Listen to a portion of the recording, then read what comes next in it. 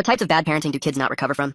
When I was 12, I called CPS, but not to protect myself. I had just been adopted by a couple who could never have their own kids, and they seemed so nice at first. They never yelled at me like my bio mom or dad did. They gave me ice cream just for existing, and they tucked me into bed with hot chocolate by my bedside every night. I was convinced any kid would be lucky to have them as parents. That's why, when I found out they had miraculously gotten pregnant, I cheered. However, that's when things changed. It was like a switch, but not in the way they treated me, rather in the way they treated him. My adoptive parents instantly became obsessed with raising Jacob as this perfect and gifted child. They hung this huge chart in the kitchen marking every milestone the day they took him from the hospital. If Jacob didn't sit up, walk, or talk exactly when the internet said he should, they'd get this anxious look and start whispering to each other. By the time Jacob was 9 months old, they were already making him do these daily flashcards. I watched from the hallway as my dad sighed heavily whenever Jacob got distracted or confused. It felt weird and uncomfortable, but I thought maybe they were just stressed out about being new parents. It got worse when Jacob turned 2.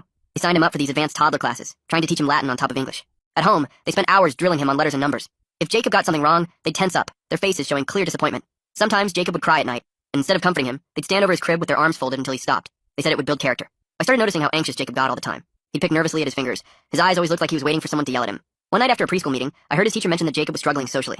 On the drive home, my parents lectured Jacob nonstop about embarrassing the family. He sat silently in his car seat, tears rolling down his cheeks. From that day, dinner became a nightmare. Jacob was no longer allowed to eat until he perfectly recited whatever they drilled him on that day. Sometimes he'd sit there until late, his stomach growling loud enough for me to hear from upstairs. Then one day, Jacob brought home a preschool report card labeled B+ You're Brilliant, and my parents lost it. They stood over him in the living room, shouting about how he wasn't even trying. Jacob just stood frozen, staring at the floor, shaking. That's when I decided I couldn't let this keep happening. I started secretly recording their outbursts on my phone. I felt guilty about it, like I was betraying the only